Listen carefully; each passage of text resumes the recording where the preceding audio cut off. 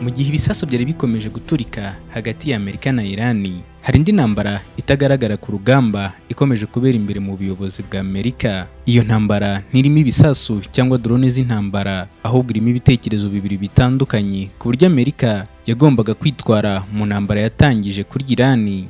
Ku ruhande rumwe hari abayobozi n'abajyanama ba Perezida Donald Trump bemeraga ko gukomeza ibitero bya gisirikare byari inzira nziza yo guhatira Irani kwemera ibyo Amerika isaba. Bavugaga ko Irani yari imaze igihe kinini ikoresha ibiganiro nk'uburyo bwo gushaka umwanya wo gukomeza gahunda yayo kirimbuzi no kongera ubushobozi bwa misile. Ku ruhande rwa Amerika, guhagarika ibitero byihuse byashoboraga guha Irani amahirwe yo kongera kwisuganya no gukomeza ibikorwa byayo. Aba bajyanama ba Donald Trump bavugaga bati, iyo ushyize igitutu gikomeye ku mwanzi nibwo ashobora kwemera ibiganiro.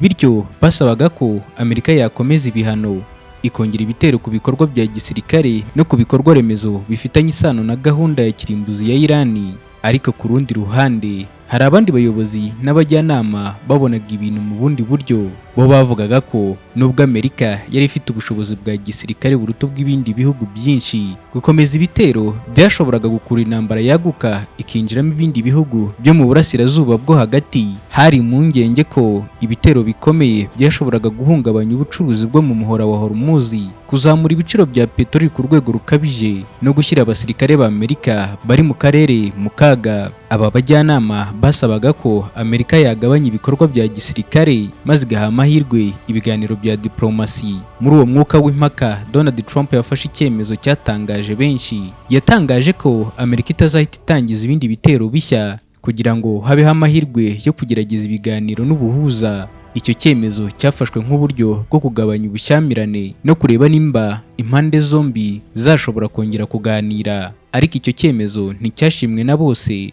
Hari bamwe mu bayobozi b'igisirikare n'abasesenguzi b'umutekano bavuze ko guhagarika ibitero bishobora gusobanurwa na Irani nk'ikimenyetso cy'uko Amerika iri gusubira inyuma. Bo bavugaga ko igitutu cya gisirikare aricyo cyonyine cyashoboraga gutuma Irani yemera ibiganiro bifite ibisubizo bifatika, mu gihe abandi cyane cyane abashyigikiye inzira ya diplomasi bavugaga ko ibiganiro ari byo byonyine bishobora gutanga amahoro arambye. Bashimangiraga ko amateka agaragaza ko intambara nyinshi zirangira ari uko impande zombi zicaye ku meza y'ibiganiro, atari uko uruhande rumwe rurimbuwe burundu.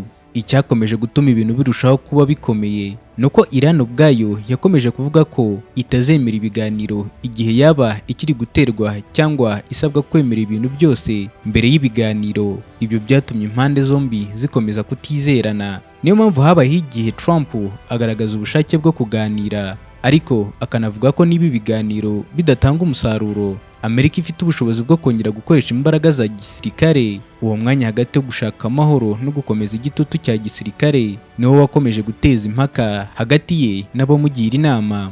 Hashize igihe kinini ibihugu byinshi, umuryango w'abibumbye n'abahuza b'amahoro bagerageza gushaka uko intambara hagati ya Amerika na Irani yahagarara. Ariko nubwo habayeho ibiganiro byinshi, intambara yakomeje kuba ikibazo gikomeye kidashobora kurangizwa n'icyemezo kimwe gusa.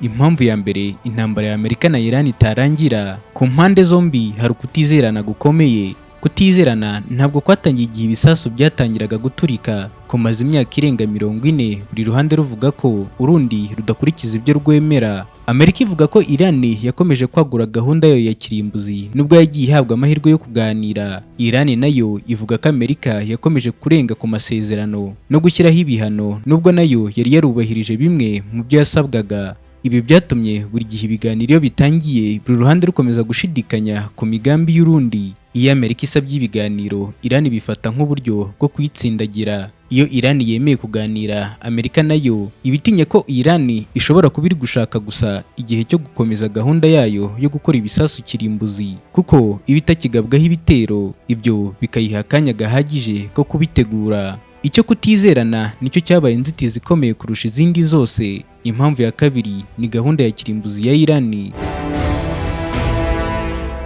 Iki nicyo kibazo gikomeye cyane gikomeje gutandukanya impande zombi. Amerika n'abafatanyabikorwa bayo bavuga ko badashaka kubona Irani igera ku bushobozi bwo gukora intwaro za kirimbuzi, kuko babona byahungabanya umutekano w'akarere k'uburasirazuba bwo hagati ndetse n'uw'isi yose. ariko Iran yo ihakana ko igamije gukora intwaro za kirimbuzi. Abayobozi bayo bavuga ko gahunda yabo igamije gukoresha ingufu za nucleaire mu bikorwa bya gisivili nk'ubushakashatsi, ubuvuzi n'inganda, kandi ko bafite uburenganzira bwo kubikora nk'ibindi bihugu. Nyamara kubera amateka y'amakimbirane amaze imyaka myinshi, Amerika ntiyemereye magambo yose uko yakabaye. Ibyo bituma buri ruhande rukomeza gutsimbarara ku mwanzuro warwo. Impamvu ya gatatu ni ibihano bikomeye byafatiwe Iran.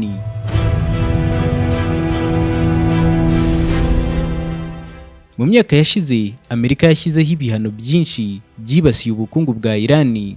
Hari ibigo byafunzwe, amabanki abuzwa gukorana na Iran, ubucuruzi bwa peteroli buragabanywa, ndetse n'ibindi bihano byagize ingaruka ku bukungu bw'icyo gihugu. Amerika ivuga ko ibyo bihano ari uburyo bwo guhatira Iran kwemera ibiganiro no guhindura imyitwarire yayo, ariko Iran ivuga ko ibyo bihano ari uburyo bwo kuyiharabika no kuyica intege mu bukungu. Niyo mpamvu Tehran isaba ko ibihano byinshi byabanza gukurwaho mbere y'uko ibiganiro byimbitse bishoboka. Amerika nayo ikavuga ko kubanza gukuraho ibihano nta gihindutse byaha Iran amahirwe yo kongera gukomeza gahunda yayo. Ibi bituma buri ruhande rutegereza ko urundi rubanza gutanga intambwe ya mbere. Impamvu ya kane ni umutekano w'akarere k'uburasirazuba bwo hagati.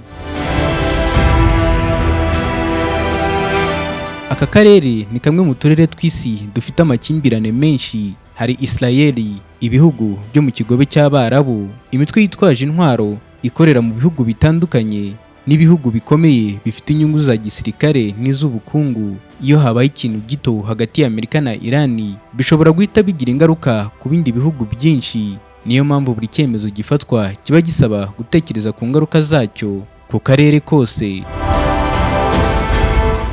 Hari ikindi kibazo cy'umuhora wa Hormuz unyuramo igice kinini cya peteroli yoherezwa ku isi. Iyo uwo muhora ubangamiwe, ibiciro bya peteroli birazamuka, ubucuruzi bugahungabana, ndetse ibihugu byinshi bikagira impungenge z'ingaruka ku bukungu bwabyo. Niyo mpamvu ibihugu byinshi bikomeje gusaba Amerika na Iran kwirinda ibikorwa byatuma uwo muhora wongera gufungwa cyangwa ugahungabana. Ikindi gituma intambara idahita irangira nuko nta ruhande rwifuza kugaragara nk'urutsinzwe. Ku ruhande rwa Amerika, kwemera ibisabwa byose na Iran bishobora gufatwa nk'ikimenyetso cy'intege nke. Ku ruhande rwa Iran nabwo, kwemera ibisabwa byose na Amerika bishobora gufatwa nko gutanga ubusugire bw'igihugu no kwemera gutsindwa imbere y'abaturage bacyo. Bityo buri ruhande rukomeza gushaka uko rwagera ku nyungu zarwo mbere yo kwemera amasezerano. Abasesenguzi benshi ba politike mpuzamahanga bavuga ko amahoro arambye hagati ya Amerika na Iran azasaba ibintu bibiri by'ingenzi. Icya mbere nuko impande zombi zagabanya kutizerana binyuze mu biganiro birambye. Icya kabiri nuko habaho amasezerano buri ruhande rubona ko ari ingeri inyungu zarwo z'umutekano n'ubukungu. Mu gihe ibyo bitaraboneka, intambara ishobora gukomeza kujya izamuka cyangwa ikagabanuka, ariko ikibazo nyamukuru kigakomeza kubaho.